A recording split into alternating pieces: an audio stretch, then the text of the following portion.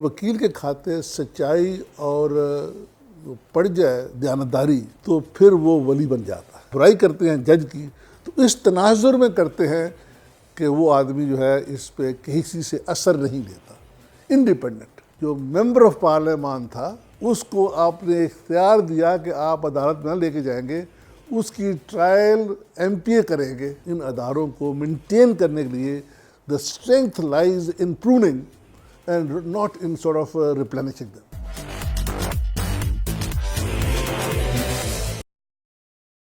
बिस्मिल्लाहिर्रहमानिर्रहीम। अस्सलाम वालेकुम नाज़रीन, प्रोग्राम फ़न और वकील डस्ट पॉइंट टीवी की तरफ से मैं आपकी होस्ट एडवोकेट नरगिस नाहिद। नाज़रीन, आज हमारे साथ जो शख्सियत मौजूद है, आप यकीन कीजिए कि मैं उनके सामने ये बैठना मेरा बहुत, मैं समझती हूँ एज़ाज़ की बात है। वो एक इदारा है और मैं पूरी रात इस एक्साइटमेंट में सो नहीं सकी कि मैंने आज उनका इंटरव्यू करना है। तो जनाब, आज हमारे साथ जो मौजूद है मोहतरम डॉक्टर खालिद रांझा साहब, और ये एक्स एडवोकेट जनरल रहे हैं, एक्स जज हाई कोर्ट रहे हैं, और ये प्रोविंशियल लॉ मिनिस्टर रहे हैं, फेडरल लॉ मिनिस्टर रहे हैं, और फिर ये कि ट्वाइस टाइम, जो मैं समझती हूँ बड़ी ऑनर की बात है, ट्वाइस टाइम ये लाहौर हाई कोर्ट के ये प्रेसिडेंट रहे। तो आज जनाब वो इतनी बड़ी शख्सियत हमारे साथ मौजूद है, और कहाँ मैं एक आजिज़ छोटी सी बंदी और बहरहाल ये कि ये सर की बड़ी मोहब्बत है कि उनसे बात की और उन्होंने आज का टाइम दिया। आज के हमारे इस इंटरव्यू में हमारे साथ जनाब मोहतरम Syed Tanveer Hashmi, advocate Supreme Court, वो भी साथ। हम कुछ थोड़े बहुत क्वेश्चन डॉक्टर साहब से करेंगे। मेरा ख्याल था कि हम आम लॉ के हवाले से तो माशाल्लाह उन्हें पूरी कमांड है, लॉ है, कानून है या आइन है, कोई भी शोबा है। तो हमारी ये विश थी कि हम सर से थोड़ा सा उनकी पसंद नापसंद भी कुछ थोड़ा सा पूछें, उनके जाके कुछ थोड़ी सी हल्की फुल्की गुफ्तगू हो। तो बड़ी शुक्रगुजार हूँ कि उन्होंने आज टाइम दिया। अस्सलाम वालेकुम सर। अस्सलाम वालेकुम sir, I am very thankful to you. बल्कि मेरी पूरी टीम सर बहुत शुक्रगुजार है कि आपने इतने आपके मसरूफ स्केड्यूल में से आपने थोड़ा सा टाइम दिया। मजीद एम्बैरस कर रही है। नहीं सर, नहीं सर, ये बिल्कुल ये एक सही बात है, इसमें कोई शक की बात नहीं है कि आप यकीन कीजिए कि ये मेरी फीलिंग्स है कि मैं एक इंस्टीट्यूशन के सामने बैठी हूँ। मुझे एक फिक्रा याद आता है जी बिस्मिल्लाह। ये हमारे थे डिप्टी साहब ज़फ़रुल्लाह जी सरगोदा में। जी जी।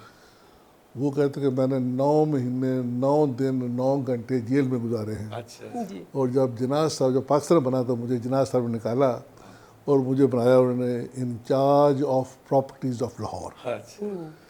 तो उनका एक फ़िक्रा था, वो मजिस्ट्रेट लाहौर भी थे। जी तो वो कहते कि जो आदमी आपके हक़ में कलमा खैर कहे सारी ज़िंदगी उसके मकरूज़ रहा करो। बहुत अच्छी डॉक्टर बड़ी वो बात उनकी भूलती नहीं मुझे। नहीं डॉक्टर साहब, इसके में आपका एडमिशन जो है और इस बात को एज याद रखना, ये भी आपका बड़ा फन है। अदरवाइज कौन डॉक्टर साहब करता है? चीज़ें अपील करती हैं। And I think you are good sir, able for it sir. जी अच्छा सर, थोड़ा सा आज के हवाले से जो ये सूरत हाल जारी है, तो मेरा ख्याल है कि आपसे ज़्यादा कौन ये समझ सकता है कि आजकल ये जो लॉ के मामला चल रहे हैं, और फिर ये है कि जैसे मुख्तलिफ जगहों पे ऐसा है, तो आप क्या समझते हैं सर के पिछले जो एक अदवार चले थे और आज का जो दौर जा रहा है, तो इसमें सर सुपरमेसी ऑफ लॉ जो है और ये कानून और जो आइन है, उस कितना इम्प्लीमेंटेशन उसकी की जा रही है और कितनी होनी चाहिए मज़ीद? मैं समझता हूँ कि लॉ भी हम सब वकला पढ़ते हैं, जी सर। जज साहबान भी तमाम फैसले करते हैं।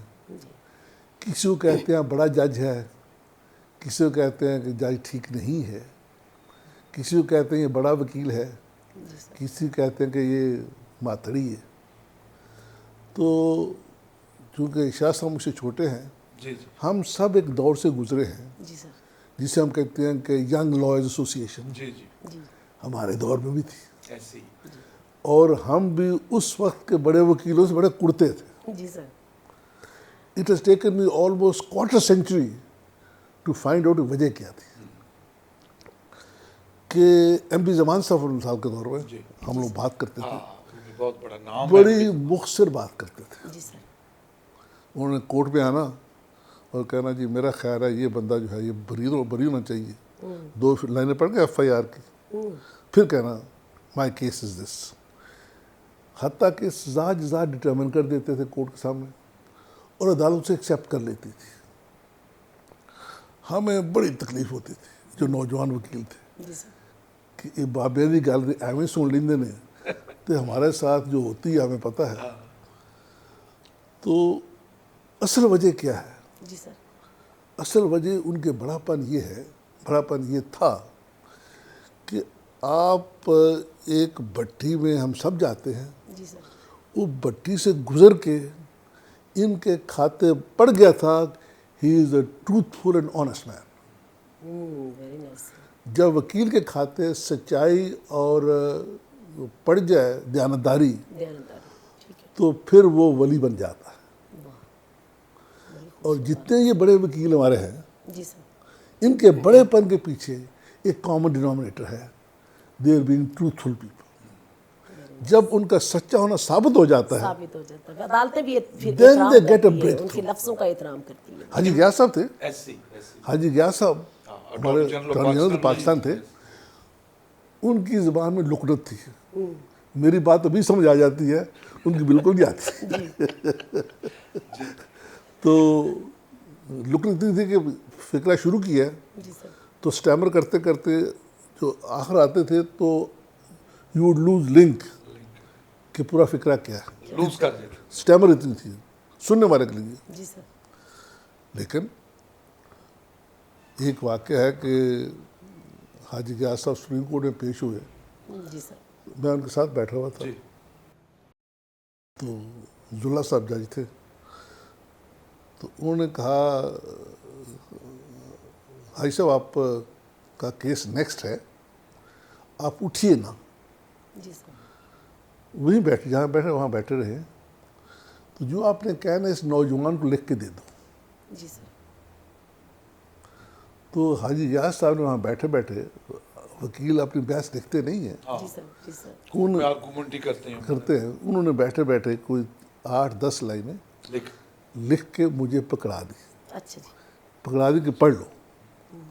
जब केस कॉल हुआ जी सर तो मुझे कोई आइडिया केस का पस मंज़र क्या है, बात क्या है।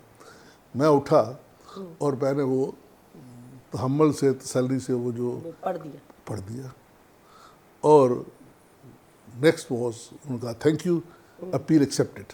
और डिसीजन वही आया जो गयास साहब ने लिख के दिया हुआ था। तो इस बात की समझ बहुत देर बाद आई। जी सर असल बात यह है कि ये जो बाबे हैं, इनके माथे लिखा जाता है, जो को आता है कि ये सच्चे लोग हैं राइट और दयानतदार लोग हैं। राइट और जब ये पढ़ जाए तो फिर आप बड़ा वकील बन जाते हैं।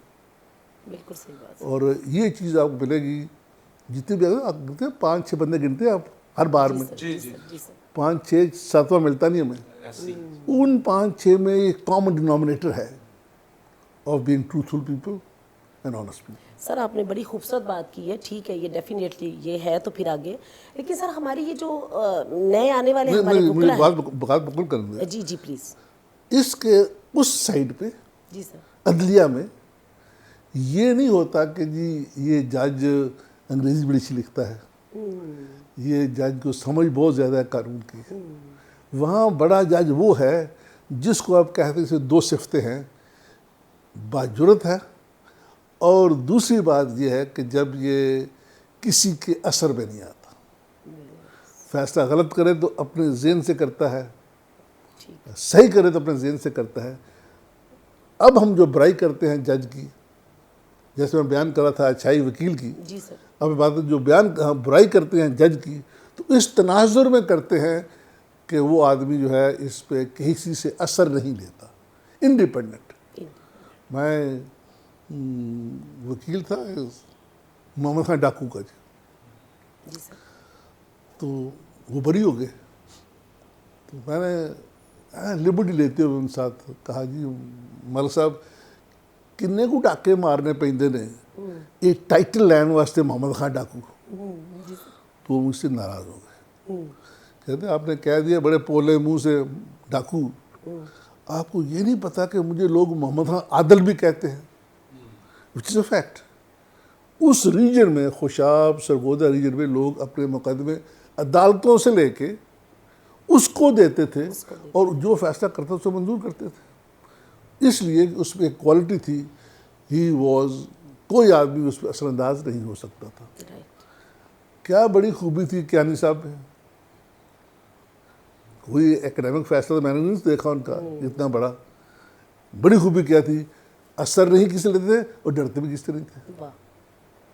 उनका ज़्यादा जो हम पे रोब या हम उनकी सताइश करते हैं वो ये करते हैं कि इसका इत्तेफाक हुआ, मैं तब था शायद vice chairman Punjab bar council का, तो समदानी साहब को निकाला गया, उनके पास लॉ डिग्री नहीं थी। अच्छा। अच्छा जी। तो बार का जो लॉ है बरतानिया का, उसमें ये है कि अगर चीफ जस्टिस सिफारिश करे एक ऐसे वकील की जो वहाँ, एक ऐसे आदमी की जो जज रह चुका हो, तो उसको आप बाहर में इनरोल कर लेते हैं as member, as member, barrister, best, जैसे पिज़ा साहब हैं। बेशक उसके पास डिग्री नहीं। नहीं है। तो मुझे इत्तेफाक हुआ उनका रेफरेंस लिखने का, जी सर। मेरे ज़िम्मे लगाया गया कि तुम पंजाब लिखो बार रेफरेंस, काउंसिल में उनका रेफरेंस। लिखो for to be sent to the bar association at Britain. तो मुझे याद पड़ता है कि मैंने उनके तक लिखा कि ही इज़ अ जज बिगर देन कियानी। कियानी सब सिंबल है हमारे पास, जी जी जी। क्यों सिंबल बन गए थे, अपनी जरूरत पे। अपनी जो और कोई आदमी उनके ये नहीं कह सकता था कि हाँ जी सन, एक बड़ा नहीफ पतला सा बंदा, और उनको बंदा ये नहीं कह सकता कि ये किसी के रूप में आ जाएंगे। तो समदानी साहब जो थे उनके मतलब बार का कंसेंसस ये था कि वाकई ये बड़ा आदमी से है ऑन टू ग्राउंड्स, इंडिपेंडेंस। अच्छा, ये अभी जो हम बात कर रहे हैं, अभी आपने गयासुद्दीन साहब का, गयास साहब का नाम लिया, अटॉर्नी जनरल पाकिस्तान थे एज एडवोकेट, इस तरह और बहुत से इनके इमेजेस आप बता रहे हैं, और रियली ये बहुत बड़े एक हमारे लिए उस वक्त जुडिशरी में जजेस के मुताबिक भी ऐसे एटीट्यूड था सर, ऐसे इमेज था। अब इतनी बड़ी कंफ्यूजन है सर, ये इसकी क्या, इसको आप डिफाइन करें? मैं समझता हूँ कि जो मुनसिफ है, मुनसिफ के मुतालिक हम हमेशा डाउटफुल रहे। अगर आप बात करते हैं कियानी साहब की, तो क्यों नहीं आप और जज साथ जोड़ते। जब कियानी साहब को बुलाया अयूब खान ने जी गवर्नर हाउस, जी।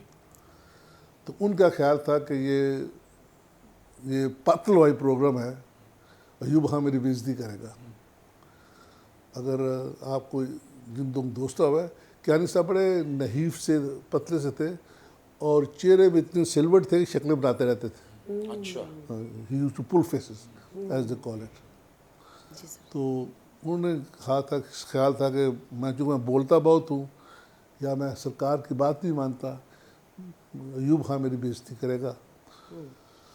तो उन्होंने सारे, तब शायद 20 जज हुआ करते थे, उन्होंने हाई कोर्ट हाई कोर्ट के, उन्होंने सबको इकट्ठा किया, कहा मुझे बुलाया गया आज और मैं आपसे शेयर कर रहा हूँ कि उसने मेरे साथ बदतमीज़ी करनी है और मैं जेब में ये इस्तीफ़ा लेके जा रहा हूँ। अच्छा जी। I am going to resign there and then and taking my peers into confidence, I said it. तो उन्होंने क्या किया कि सारे जो बैठे हुए थे, हर एक ने अपनी पर्ची लिखी, आई टेंडर माई रेजिग्नेशन अच्छा, इन conjunction with resignation of. Unity show की मतलब। तो जब कियानी साहब गए गवर्नर हाउस पे, तो अयूब खान बाहर वाले गेट पे खड़े थे। उनको रिसीव करने के लिए, उनका इस्तेमाल द करने president was there to receive him. To receive him. तो कहते हैं ये जो मेरी इंतज़ामिया बड़े दयूस है, मैं आपके घर आके आपकी सेहत में पूछना था, लेकिन ये मुझे जाने नहीं दे रहे थे। तो असल बात उसकी करज की थी, जी बिल्कुल सही बात है। जिस पे सच्चाई की थी जो उनके अंदर थी। जिसने उन्हें प्रोमिनेंट किया, प्रॉमिनेंट किया था। तो हमारे यहाँ इंडिपेंडेंस, करज थी, Independence जो थी, इंडिपेंडेंस थी। He would decide anything but for his own mind. तो हमारे जो है प्रॉब्लम आपको ये है कि शायद जज ज़्यादा पढ़े हैं, डिग्रियाँ शायद ज़्यादा हैं, लेकिन हमारा उन पे वो जो गुमान है कि ये आदमी जो है ही इज़ नॉट अप्रोचेबल, वो नहीं। हाँ, वो कमज़ोर पड़ी। वो जो गुमान था उसमें नफ़ी आ गई है। अदरवाइज फैसले तो होते ही हैं, वो कोई नाइंसाफ़ी आखिर हो जाती होगी, सिस्टम ऐसा है। लेकिन असल बात यह है कि हम ये कहते हैं कि जी फिर उसको हम शक्ल देते हैं। जब करप्शन की बात आती है तो शायद बुरा न मनाया जाए। नहीं सर, आप हम बिल्कुल हम अगर हम बीच में ना शामिल हों जी सर, तो जज करप्ट हो सकता है। हो ही सकता ही नहीं। बिल्कुल ठीक कह रहे कितनी हैं, अच्छी बिल्कुल बात है ठीक सर कह रहे आपने। हैं। तो पहले तो हमें अपने आप को ठीक करना चाहिए ना। पर हम इसमें ईच वन ऑफ और अगर मैं नहीं हूँ, आप नहीं हैं तो मैं हूँ, तो उसकी भी जिम्मेदार आप हैं, इसलिए कि you not exercise your influence on me तो बाज आ जा। फॉर एग्ज़ाम्पल मैं तो बिलीव करता हूँ कि जो हाई कोर्ट बार दरवाज़ा है एक एक्सरे मशीन है, ऐसे ही जो हम सब का इंजर पिंजर वहाँ सबको पता होता है। पता बस। और अगर हम डिस्टेंस कर लें उस फर्द से जिसके मुतल्लिक हमें कोई ऐसी बात पता हो तो फिर वो नहीं करेगा। अच्छा, इस वक्त प्रेजेंट सिनेरियो में आप माशाल्लाह इतने ऑफिसेज आपने एंजॉय किए। एडवोकेट जनरल नरगिस ने बताया एडवोकेट जनरल पंजाब रहे, फिर आप हाई कोर्ट के जज, ट्वाइस टाइम आप बार की इलेक्टेबिलिटी आपकी एज प्रेसिडेंट की, फिर आप you took as provincial law minister, then you took as federal law minister. इतने आपने ऑफिस, लेजिस्लेशन से आपका इतना ताल्लुक है, इस अदारे से, इस असेंबली से, आप बीइंग लेजिस्लेटर, जो एक कौम का लॉ मेकिंग कानून साजी का एक बहुत बड़ा अदारा है।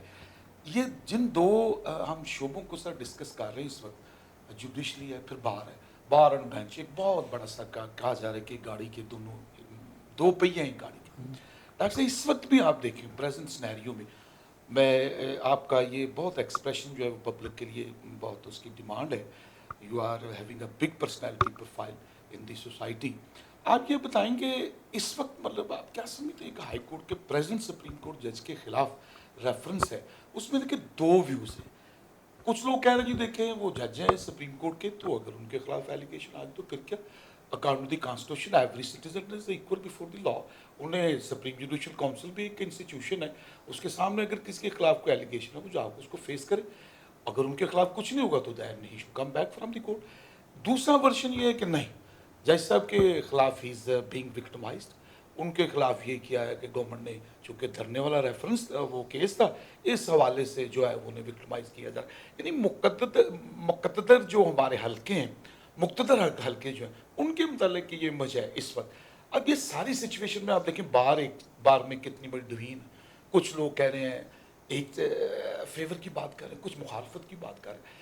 ऑनेस्ट डेडली आप ऑनेस्ट ओपिनियन दें जो पब्लिक को पता चले असल बात क्या है। आपकी ओपिनियन। बात जी कि हम लोग एज अ बार हम मुतहरब रहे हैं फौज की इंटरवेंशन से। हमारी जितनी भी हिस्ट्री है वो जितनी भी बरात मिली है बार को या अदलिया को, वो फौज से मिली, इलेक्टेड गवर्नमेंट से कभी नहीं मिली। बिल्कुल ठीक। लेकिन ये जो बात है ना जी कि जब बड़ा गजब था बादशाह का, प्रेसिडेंट बादशाह बनता है ना, जी, जी, ऐसे कह लो, ऐसे कह कि जिसको इख्तियार बेपनाह है, तो हम उसके खिलाफ क्या रोक क्या है, ट्रायल बाय योर पीयर्स।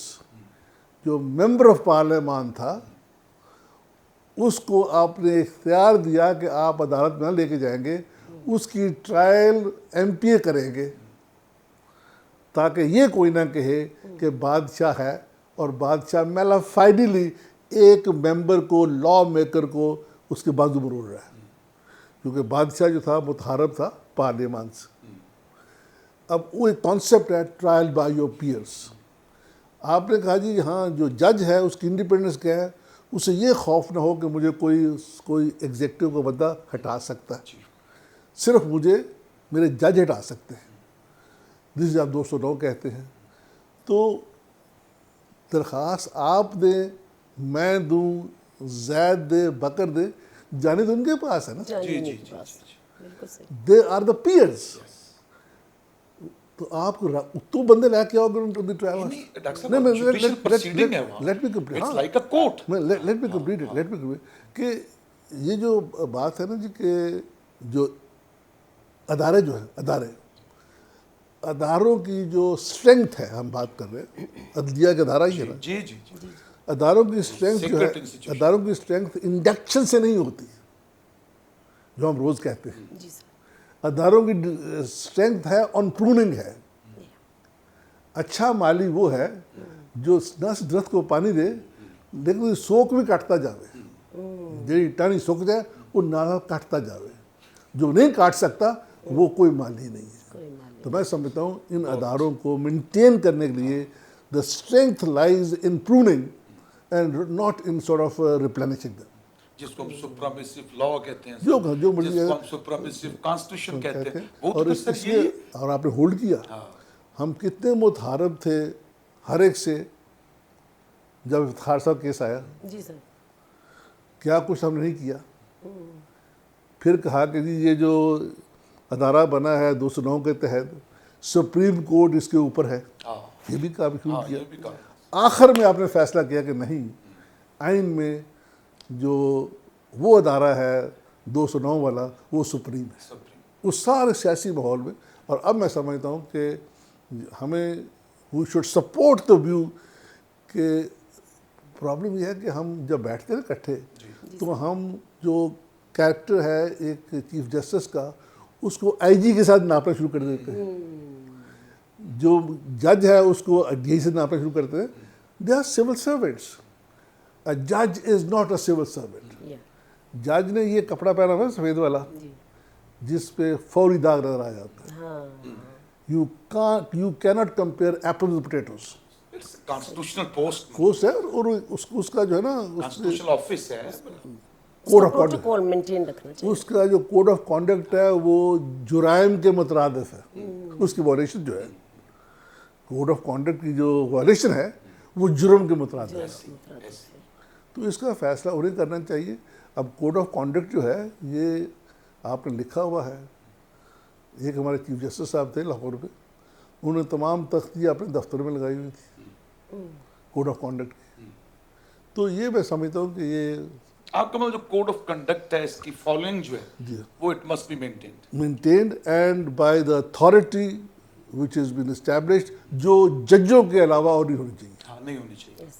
यानी whatsoever the decision it would, हाँ, और माजी में आपने एक जज थे, मेरे उस्ताद भी थे वो जी, शेख शौकत साहब, हाँ, उनके ज़िम्मे इल्ज़ाम किया था कि उनका हिस्सा था 4 लाख का एक सैनमे में, जो उन्होंने डिक्लेयर नहीं किया था, एंड ही वाज रिमूव्ड। हाँ, he was removed। और उनका मैटर भी सुप्रीम जुडिशियल क्वेश्चन में किया था सर उस वक्त हम सॉरी ये हाई कोर्ट के जज थे या हाई कोर्ट जज। जब इनके खिलाफ वो सुप्रीम जुडिशियल काउंसिल। एक जज साहब थे जो बरतानिया गए तो यहाँ से बंदूक अपने साथ ले गए, अच्छा, वहाँ से बंदूक रिपेयर करा के ले आए। अच्छा, शिकायत आ गई, मैंने कर दी, आपने कर दी जी सर। कि ये बंदूक पुरानी छोड़ा है, नहीं लेके आए। अच्छा बाकायदा यहाँ तक proceeding हुई देखे सर? कि तो वो जो बंदूक थी, जैसे उनका स्टेटस था, कोई एहलकार खड़ा हुआ था आगे, उनके सर मैनू दियो मैं घर छाड़ावांगा, उसने ली और घर छोड़ाया उनके। लीकेज हो गई।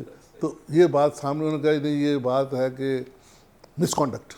अब देखिए ये इस पे दादा आपने बहुत अच्छी बात की कि जो एक कंडक्ट है, जो एक हम सारे रोज ये काम करते हैं, जी सर। लेकिन यू कांट कंपेयर हाँ, मेरा काम विद द बिल्कुल जज। सही, बिल्कुल सही, सही। बहुत खूबसूरत सर दोनों आपने को- बात दोनों की को अपना और compare चीज़ों को करें। बड़ा क्लियर कर दिया। और वैसे भी डालते जब सुप्रीम जुडिशियल काउंसिल नहीं ये फिर कहते क्या है जी, इन्हें बंदे कितों लैके भी है, ऐसे बंदे कहाँ से लेके आए भाई, थोड़ी को बिल्डिंग जब आई,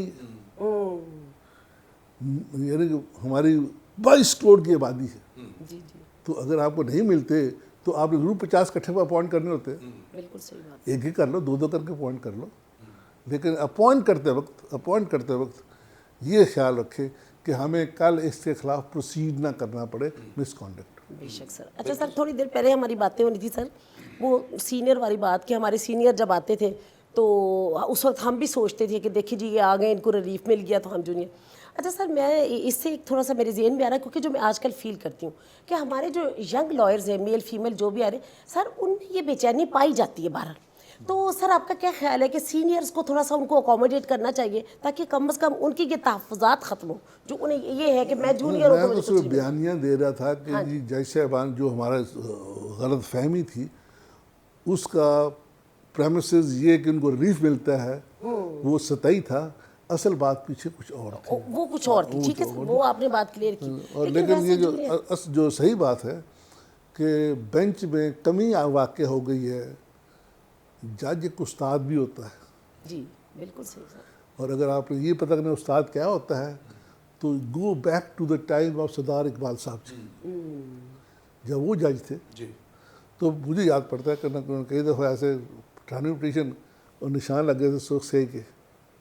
हाँ, लगता है आपके पास टाइम नहीं होता स्पेलिंग ठीक करने का। अच्छा, इस लेवल तक वो अच्छा ठीक है, पिटीशन में इस लेवल तक चेक करते तस्दीक हैं। की बात नहीं थी, हाँ, करेक्शन की तस्दीक की बात, करेक्शनल एटीट्यूड से वो बना। यहाँ आप तस्दीक की बात करते हैं हाँ बजाय कि वकील पे तस्दीक की हाँ जाए। उनकी करेक्शन और तज़ीक में फ़र्क है। अच्छा sir, last time SM Zafar साहब की बड़ी खूबसूरत एक बात मैंने इंटरव्यू में उन्होंने कही थी कि फ़ैसले ऐसे हों जिनमें से खुशबू आए, यानी जज ऐसे फैसले करें जिनमें से खुशबू आए। तो सर इसके बारे में क्या सोच के उन्होंने ये बात की कि खुशबू आए? खुशबू इंडिपेंडेंस की, एग्जैक्टली खुशबू इल्म की नहीं हो रही। वो शायद इल्म की बात कर रहे होंगे, मैं कह रहा हूँ कि कई दफ़ा जो फ़र्क है गुफ्तगू पीर साहब की और मौलवी साहब की, अदबियत तो है मौलवी साहब के बयानिए में, जी सर, खुशबू है पीर साहब की बात। पीर साहब की बात है, सही बात मेरे अपने माहौल में है। जी सर, मैं on a lighter when right sir. ये जो है ना पंजाब चनाब का पुल, वो खब्बे पास एक पिंड छुड़ा जाए, तो वहाँ पे मौलवी साहब आवाज़ करें जुमे की, जी तो वो सारे रांझे रही तो सारा चोरी का इलाका है जी, ये सारे मजा चोरी कर रहे हैं। तो वो तलकीन कर रहा था आज चोरी छाड़ दो, दिहाड़ा हशद हाउसी ते रब तख्त बैठा उसी तो नबी पाक का हुक्का बुंदे हुसन पे, तो पता क्या आधे हुसन पे आधे हुसन ठो ठो लंघ जा, मैं रब नू गली लाया हुआ है।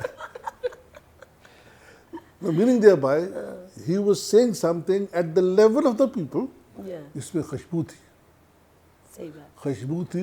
मुझे भी आज इस बात को सुने हुए मेरा ख्याल है मुझे कोई 10 साल हो गए और मैं आज उसको बयान कर रहा हूँ। तो there are certain things which leave impact on you, जो वाज है मौलवी का, it leaves no impact on you। External और इंटरनल इस वक्त पाकिस्तान की सिचुएशन आप देख रहे हैं, बड़ी डिस्टर्बेंस है रियली बहुत ज़्यादा। आपका तो आप माशाल्लाह उस दौर में बल्कि आप फेडरल मिनिस्टर थे जनरल परवेज मुशर्रफ के साथ, जब वार ऑन टेररिज्म का सिलसिला ये बात शुरू हुई, और मैं समझता हूँ वो बहुत ज़्यादा, मैं बल्कि उस वक्त डॉक्टर साहब लंदन गया तो यकीन करें उस दौर में वहाँ दुबई से ट्रांजिट फ्लाइट थी, फिर आगे इस कदर फील हो रहा था मुझे वहाँ लंदन में, लोग समझ मैं बैरूत से आया हूँ इस वक्त क्या हालात। तो आप क्या समझते हैं डॉक्टर साहब, ये सारी एक्सटर्नल इंटरनल सिचुएशन में इस किस्म की जो फ़ज़ा इस वक्त बलूचिस्तान का आपके सामने इशू है, और आप जिस तरह की खबरें वहाँ से आ रही हैं, क्या सजेस्ट करते हैं डॉक्टर साहब पूरी जो पॉलिटिकल लीडरशिप है, हमारी जो टोटल लीडरशिप है, उसमें मैं समझता हूँ इस वक्त सर आर्मी का रोल एक ऐसा रोल है जिसको पूरी कौम जो उनसे एक लास्ट रिजॉर्ट के तौर पे सर आर्मी को देख रही है। हम सब अपनी अपनी सोच को सही समझते हैं। मैं अपनी सोच को इसकी अक्कासी भी करता था मुशर्रफ साहब के पास और सही भी समझता था। तो मैं बिलीव भी करता हूँ कि अमेरिका में तमाम स्टेट्स जो हैं वो बराबर तो नहीं ना, जी जी जी ऐसे ही कोई कहीं कहीं कहीं उमरा ज़्यादा है, कहीं गुर्बत ज़्यादा है, Yes. उनके लिहाज से क्लासिफिकेशन ऑफ सोसाइटी है हर जगह। हमारे यहाँ जो है असल प्रॉब्लम जो है ये है डेप्रिवेशन की। जी वजह कोई भी हो सकती है, मैं सरदार कहता हूँ, आप निज़ाम कहते हैं, हम कुछ कहते हैं कि जी पैसे जानते ने सारे सरदार खा जाते नहीं।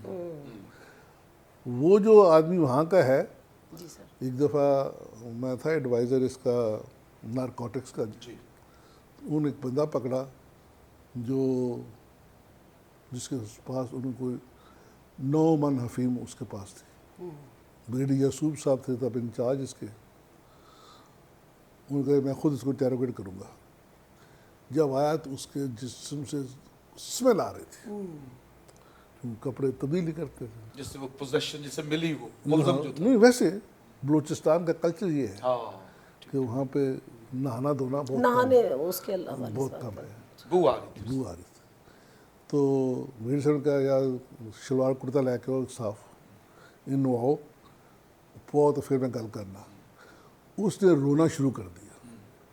अच्छा ये कह के जी नहाने की गल ना करो, अच्छा जी, मैनू सरदार का हुक्म नहीं नहाण दा, सरदार साहब कहणगे तां मैं नहावांगा। अल्लाह अकबर। सो कल्चर की और बात है, यू कांट एक्सप्लेन इट। बिल्कुल सही कह रहे हैं, बिल्कुल सही वहाँ एक मज़हब है, हाँ। तो उसको आप चेंज कर सकते। लेकिन जब तक आप कोयटा में गवर्नमेंट कॉलेज नहीं बनाएंगे, जब तक आप कोयटा में हॉस्पिटल नहीं बनाएंगे, इंडस्ट्रियलाइजेशन नहीं होगी। जो लैंडमार्क्स हैं किसी एक सूबे के, वो तमाम सूबे होने चाहिए बिल्कुल सही। ताकि लोगों को सेंस ऑफ जो इक्वालिटी fundamental rights हैं, वो भी मिलें। नज़र आए। और वो फॉर एग्जांपल लोएस्ट आपकी ऑक्यूपेशन है फौज में बलूचिस्तान की, जीएससी जी और हमारे यहाँ आप भर्ती करते थे पूरे पिंड के गरीब गुरबा को, जी 17 रुपये तनख्वाह मिल जाएगी, जी इसकी रोज़ी चल जाएगी।